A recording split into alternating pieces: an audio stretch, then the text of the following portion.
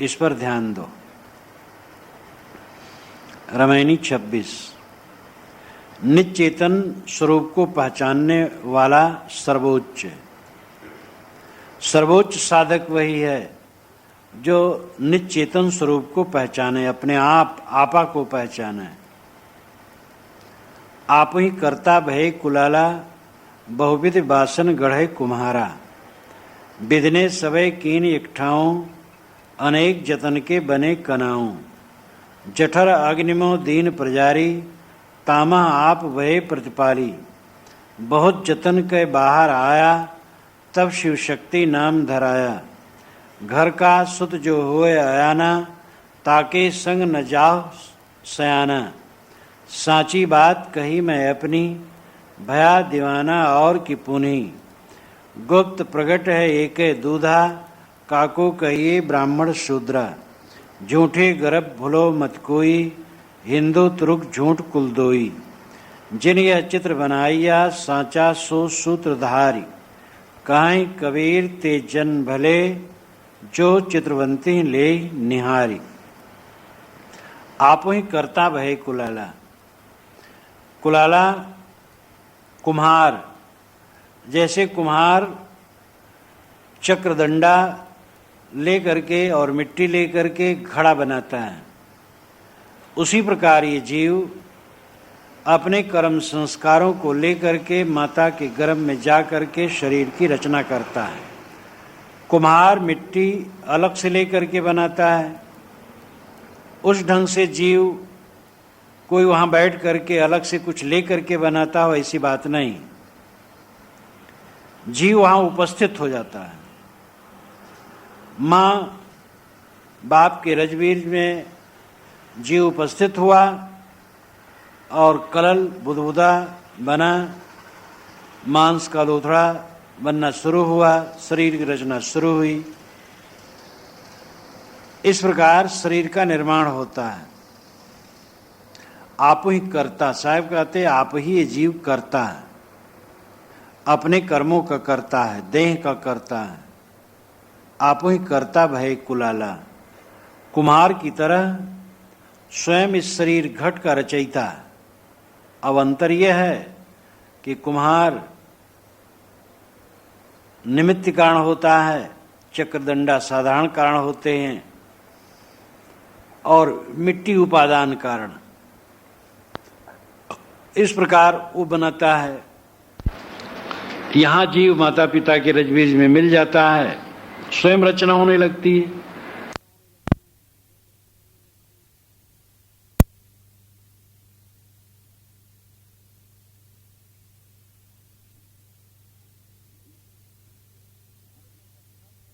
लेकिन रचना के मूल में जीव है।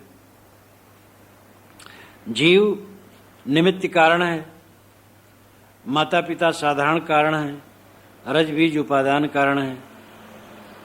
इस प्रकार स्वयं ये कर्ता जीव कुम्हारवत गर्भ में जा करके घट की रचना करता है।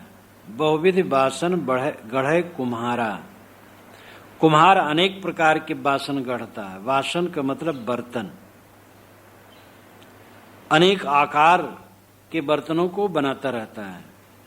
तैसे जीव अनेक आकार के शरीरों को बनाता रहता है। स्त्री, पुरुष, नपुंसक, नाना योनियों के शरीर। लेकिन ये पक्का समझ लेना चाहिए कि कर्मों का कर्ता जीव है। इसलिए प्रकारांतर से मानो शरीर भी वही बनाता है। कर्म बनाया तो कर्म के जोर से शरीर बना, तो मूल कर्ता जीव ही है। विधने सवे कीन एक ठाऊं। माता के गर्भ में विध ने सभी योग्यताएं एक ठाऊं कर दिया, एक जगह कर। ठाऊं नाम जगह। विध शब्द कहने से पौराणिकों के मन में एक ऐसे देवता की कल्पना होती है जिसके 4 मुंह और 4 हाथ हैं, जिसका नाम ब्रह्मा है। ऐसा ब्रह्मा सृष्टि रचयिता है, ये काल्पनिक अवधारणा। विध का मतलब होता नियम, कानून, विध विधान, विधानसभा, कानून की सभा, विधि ने, कानून ने, नियम ने, शरीर निर्माण के जो नियम हैं, उस नियम ने सारी सामग्री इकट्ठा कर दी। बीज खेत में पड़े रहते हैं और उनकी ऋतु न होने से उगते नहीं हैं। जब ऋतु आती है उग जाते हैं। मटर, चना, जौ, गेहूं, अक्सा, मुनमुन, ये कितने दाने हैं खेत में पड़े रहते हैं, वर्षा में नहीं उगते हैं। कुआर कार्तिक में अपने आप उग जाते हैं। ऋतु आ गई। ऋतु हो, मिट्टी पानी हो, ऊष्मा हो, प्रकाश हो, सारी योग्यताएं हों, बीज वृक्ष का रूप धारण कर लेते हैं। इसी प्रकार माँ बाप के रजवीर, जीवों के कर्मों के संस्कार, वहाँ उसकी उपस्थित से रचना शरीर की होने लगती है। उष्मच खानियों में माँ बाप की आवश्यकता नहीं होती है। वहाँ ऊष्मा से, गर्मी से और तत्व पदार्थों के संयोग से शरीर की रचना होती रहती है। तो जिन खानियों का जो विधान है, प्राकृतिक नियम है, उनके इकट्ठे होने पर वो कार्य हो जाता है। विधि ने सबे कीन एकठाऊं, माता के पेट में शरीर रचने के नियम ने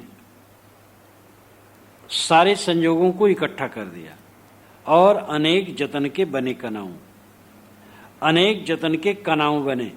कनाऊं वृक्ष, शरीर, या अनेक अंगों वाला शरीर बना। अनेक जतन के बने कनाऊं। जतन, उद्योग, प्रयास, तो वहां जानबूझ के प्रयास तो कुछ नहीं, लेकिन स्वाभाविक उसमें जतन होता है और शरीर की रचना होती है। आदमी इतना देववादी हो गया है कि हर जगह वो कल्पना करता कोई देवता बन बैठ करके गढ़ रहा है। माता के पेट में कोई देवता बैठा हो, बच्चा गढ़ता है। पत्तों में नसों का निर्माण कौन करता है? हिरण के सींगों को कौन ऐंठ देता है? मोर के पंखों में चित्र विचित्र रंग कौन भरता, आकार कौन बनाता है? कटहल, नींबू, आम, केले, नाना फल, इन सब की विभिन्न रचनाएं कौन कर देता है? पत्थरों में जो अनेक आकार होते हैं कौन कर देता है? वो अपने प्राकृतिक नियम है। लेकिन आदमी इतना भोला हो गया है, इतना देववादी हो गया है कि सत्य को समझना ही नहीं चाहता है। वो हर जगह गिड़गिड़ाता है, देव देव बकता रहता है। फूल खिले हैं, भगवान ने फूल खिला दिया। भूचाल आई, हजारों लोग मर गए, भगवान ने भूचाल ला दी, बड़ा अच्छा किया। सूखा पड़ गया, सब जल गया, भगवान ने सूखा ला दिया। ये सब प्राकृतिक घटनाएं। जठर अग्निमो दीन प्रजारी, तामह आप भय प्रतिपाली। जठर अग्नि, पेट की अग्नि में प्रज्वलित कर दिया गर्भ को। पेट में जहां अन्न जाता है वो आंत अलग है और गर्भाशय अलग है। बच्चेदानी आंत में नहीं है। आंत में अन्न पानी जाता है और गर्भाशय अलग होता है, उसमें बच्चा पलता है। लेकिन दोनों पेट में ही है, तो पेट में गर्मी तो होती ही है। तो जठर अग्नि में, पेट की अग्नि में गर्भाशय को डाल करके मानो प्रचलित कर दिया गया। अभिप्राय है कि माँ के पेट में गर्भ का बच्चा पकता है, उसका शरीर पकता है, बढ़ता है। तामह आप भय प्रतिपाली, उसमें प्रतिपालक आप स्वयं जीव हुआ, यानी जीव के अपने कर्म ही उसके प्रतिपालक होते हैं। अगर कहो कोई देव प्रतिपालक होता है तो कितने अंग भंग बच्चे पैदा होते, क्यों नहीं ठीक से प्रतिपालन किया? तो कहोगे उसका कर्म। तो साहब कहते वही कर्म ही प्रतिपालक है। कर्म खोटा है तो खोटा पैदा हुआ, अच्छा है तो अच्छा पैदा हुआ। तो माँ के पेट में जो बच्चा है उसका प्रतिपालक उसका अपना कर्म है। जैसे जीव का कर्म वैसे शरीर की रचना। कितने बच्चे पैदा होते हैं रोगी और जीवन भर रोगी रहते हैं, कितने निरोगी और जीवन भर निरोगी रहते हैं, कितने अंग टेढ़े मेढ़े, कितने स्वस्थ, कितने कोई अंग भंग और कितने कोई अंग नहीं भंग, सब अच्छा सुडौल। कितने की बुद्धि कुंठित शुरू से ही कुंद और कितने की बुद्धि तीव्र। ये सब किस देव ने कर दिया पक्षपात का काम और द्वेष का काम? ये अपने कर्म है। जैसे हमारे कर्म उसी प्रकार शरीर रचना होती है। बहुत जतन के बाहर आया तब शिव शक्ति नाम धराया। ये जीव बहुत जतन करके बाहर आता है। माँ जो समझदार होती है गर्भवती होने के पहले भी सदाचारिणी रहती है। माँ बाप के रजवीज के प्रभाव तो पड़ते ही हैं, संस्कारों के भी प्रभाव पड़ते हैं। इसलिए माँ बाप को अच्छे संस्कारी होना चाहिए। गर्भाधान के पूर्व से ही अच्छे संस्कारी हो, जीवन ही संस्कारी होना चाहिए, बढ़िया संस्कारों वाला।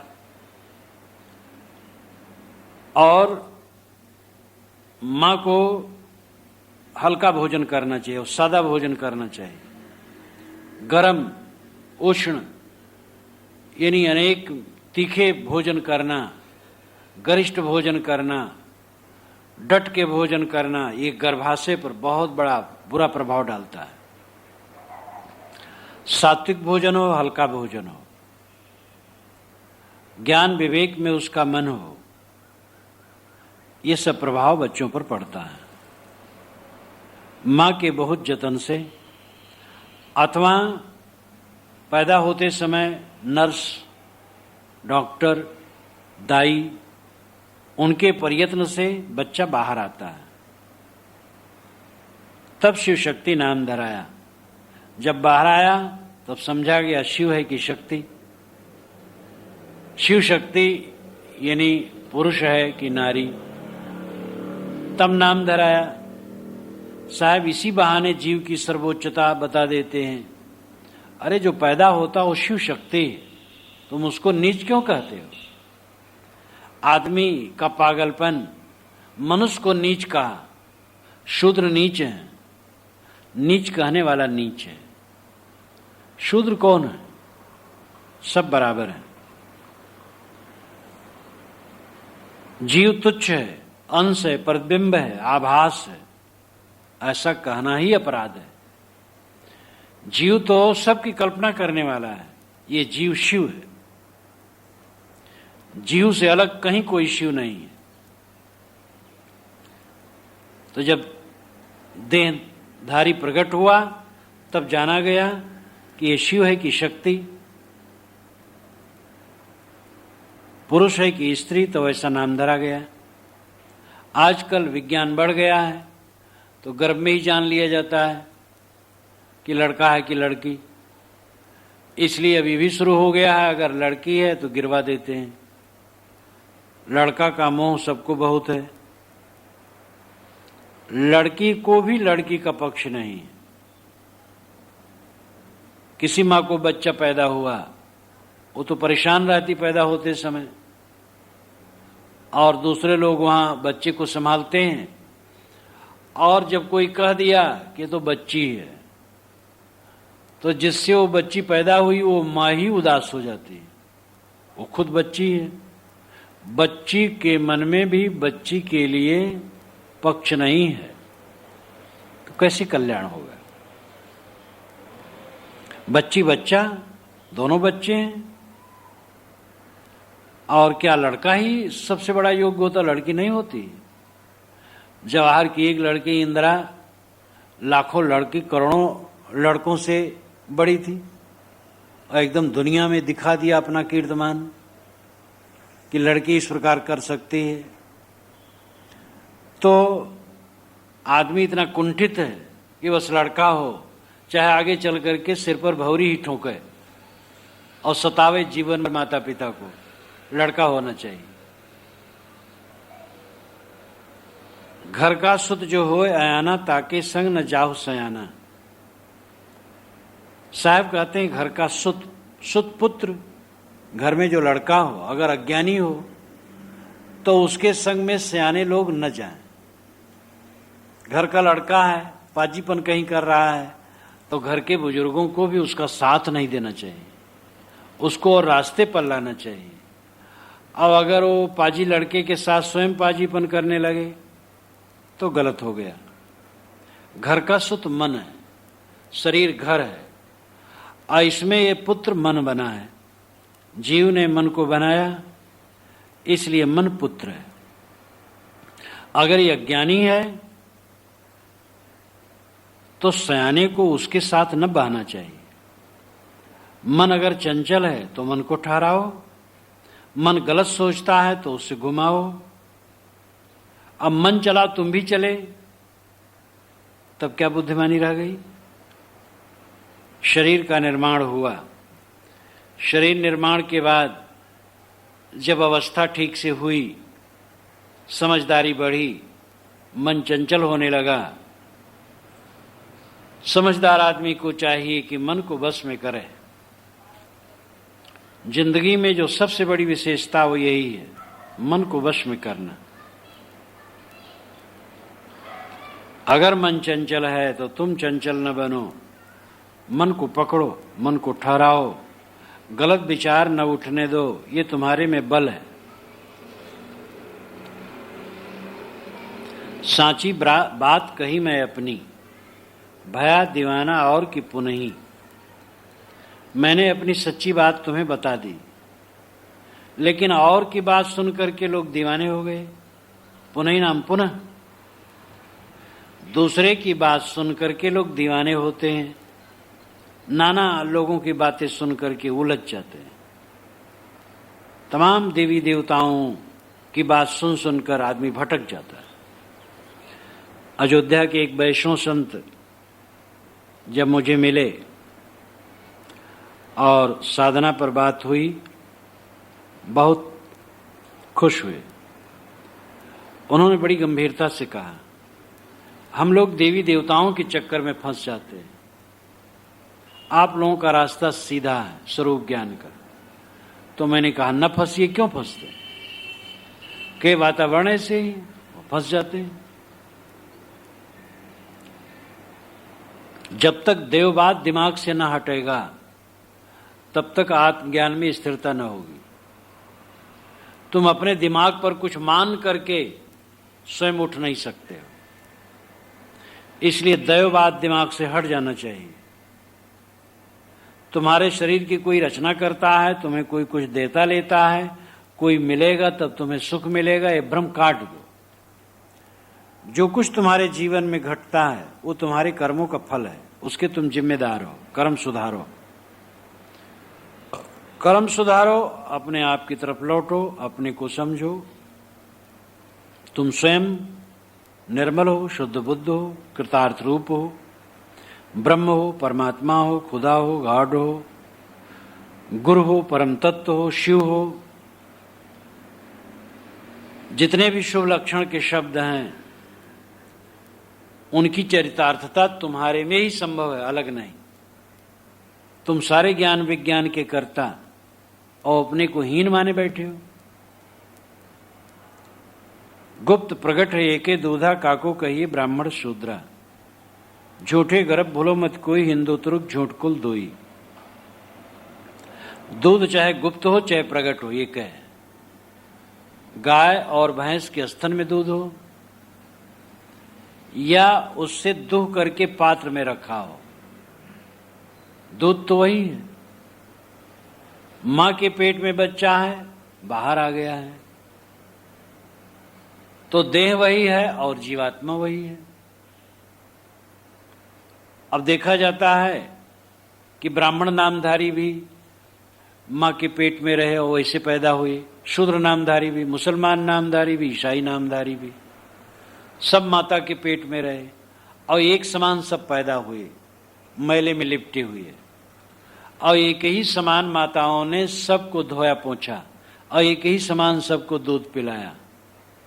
अब उसमें कौन ब्राह्मण है कौन शूद्र है? ब्राह्मण अगर अलग है तो वो माता के मुंह से पैदा हो जाता, हाथ से पैदा हो जाता, या जैसे पैदा हुआ वैसे पैदा होता, लेकिन उसमें कुछ गंदगी न लिपटी होती। कोई सोने चांदी का बख्तर होता, उसको लेके प्रकट हो जाता, कहा हाँ भाई ये ब्राह्मण, जन्मजात ब्राह्मण है।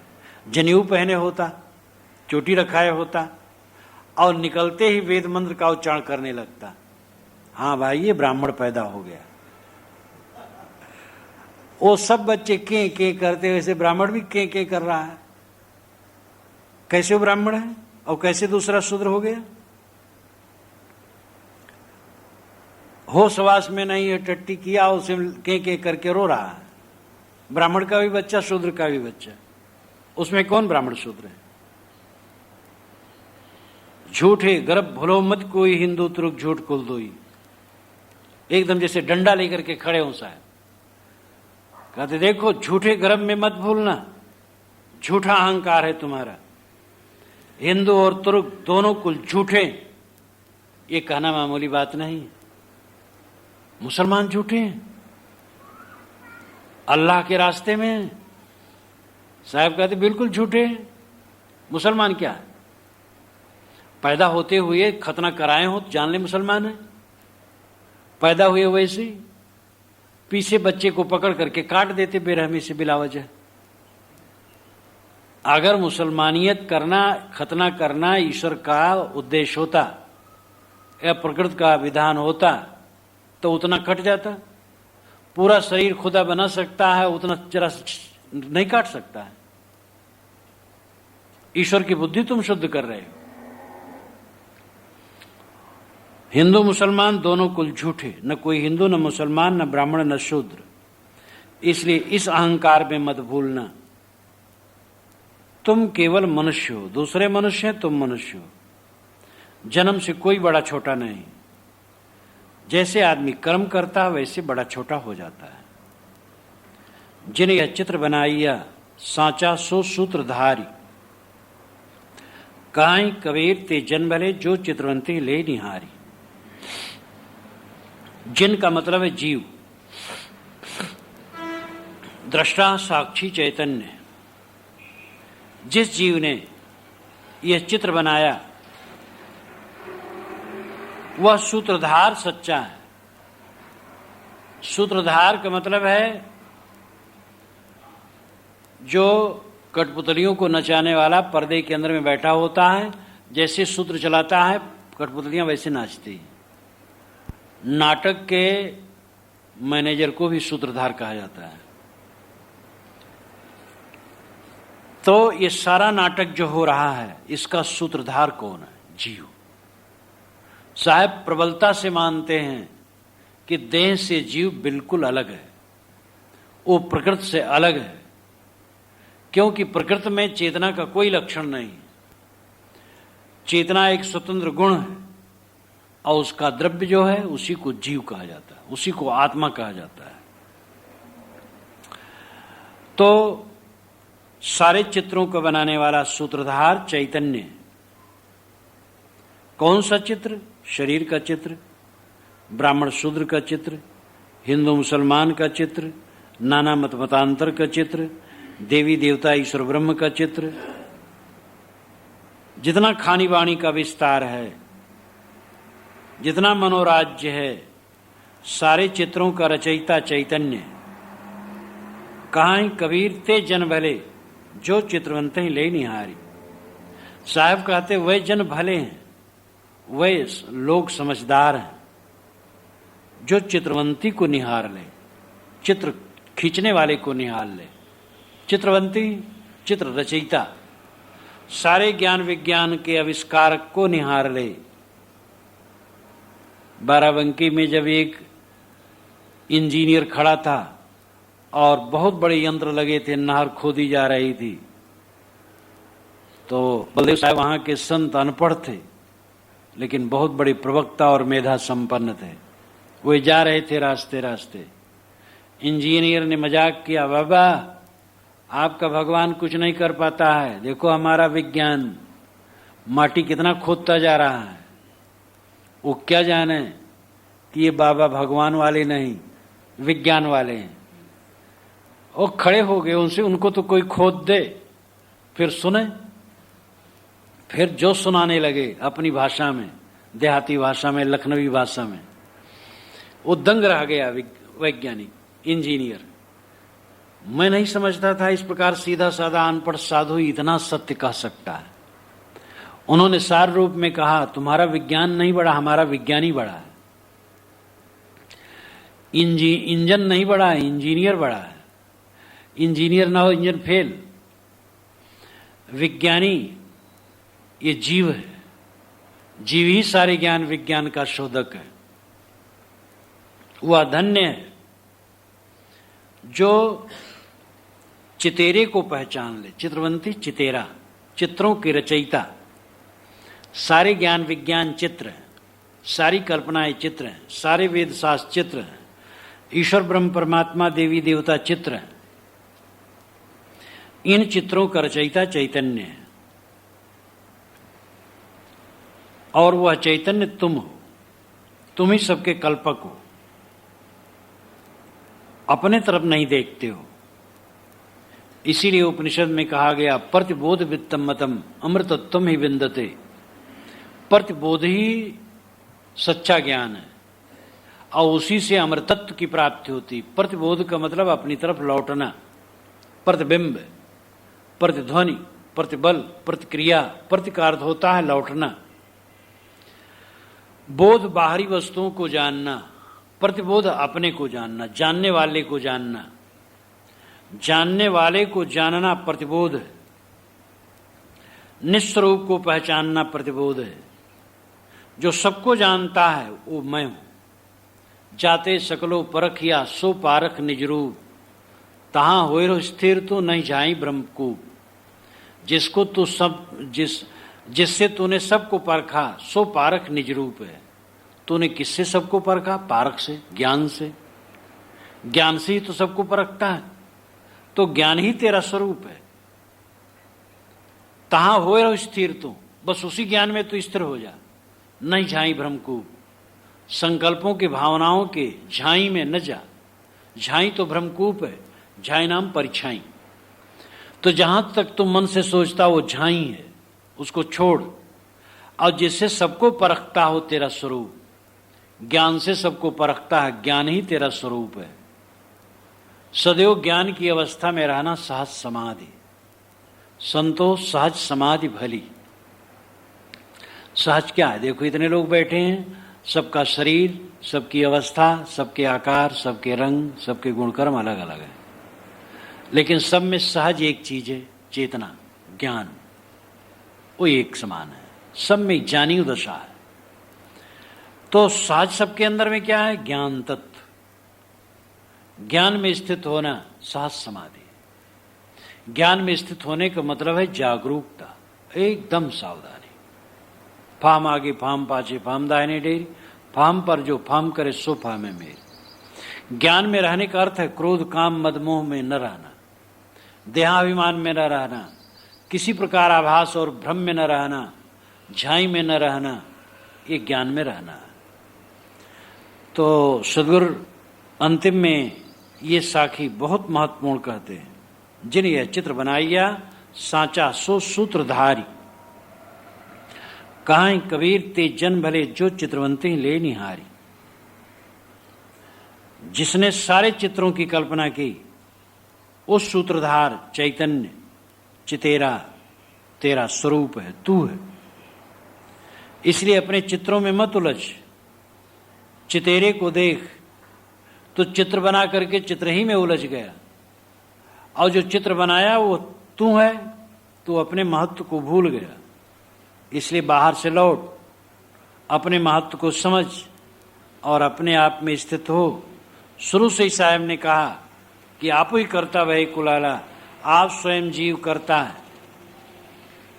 और उसके कर्मों के संस्कारानुसार शरीर की रचना होती है। रचना हो करके शरीर जब बाहर आता है तब उसका स्त्री पुरुष जान करके वैसा नाम धराया जाता है। कुछ दिन बड़ा होने पर मन चंचल होता है, लेकिन मन के साथ जीव न बहे, वो अपने को समझे। लोग हिंदू मुसलमान ब्राह्मण शूद्र के चक्कर में पड़ जाते हैं, ये बहुत गलत है। मनुष्य मनुष्य है, सारे चित्रों का चितेरा तू है, तू अपने को समझ, अपने में स्थित हो, इसी में भलाई है।